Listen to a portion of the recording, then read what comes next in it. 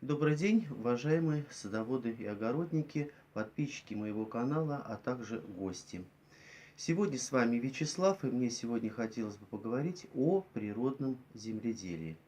Честно говоря, к такому разговору я готовился очень давно, и что меня сподвигло к такому разговору сегодня, это ролики, их в интернете сегодня немало, ролики, которые выставляют молодые, умные, думающие, креативные и смелые блогеры, которые ставят сегодня под сомнение такой вопрос, существует ли вообще природное земледелие.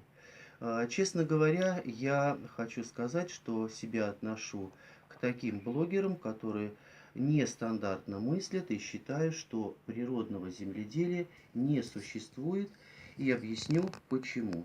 Дело в том, что мы с вами получаем все, что мы с вами имеем на своих участках, не получаем в готовом виде от природы, а получаем это благодаря своим рукам, своим знаниям, умением и так далее. Занимаясь любым земледелием, традиционным, органическим, природным земледелием, мы так или иначе все равно вторгаемся в этот природный ресурс, как почва. И воздействуем, пусть даже используя такие инструменты, как плоскорез Фокина, какие-то там еще инструменты, мы все равно разрушаем почву, но, конечно, не в такой степени, скажем, если сравнить такие традиционные подходы в земледелии, глубокая вспашка.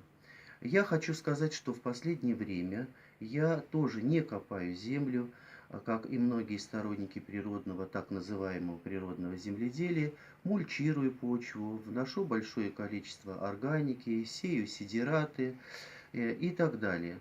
То есть, как бы по всем принципам я себя действительно отношу к сторонникам природного земледелия, но могу сегодня сказать, что вот эти принципы, которые сегодня, да, пропагандируются, они очень такая технология природного земледелия становится актуальной.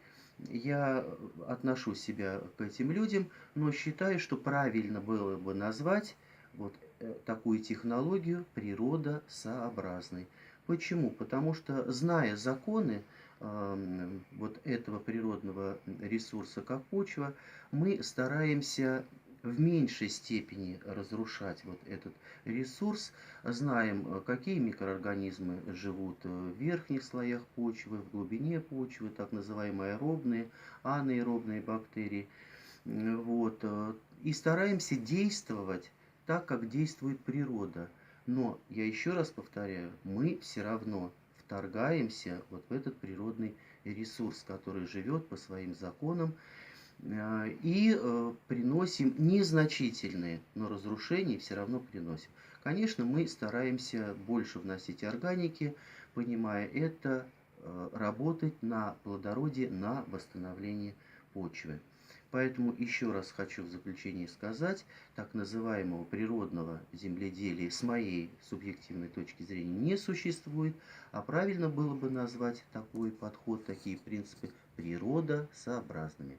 На этом я свой рассказ заканчиваю. Спасибо за внимание. С вами был Вячеслав. До новых встреч.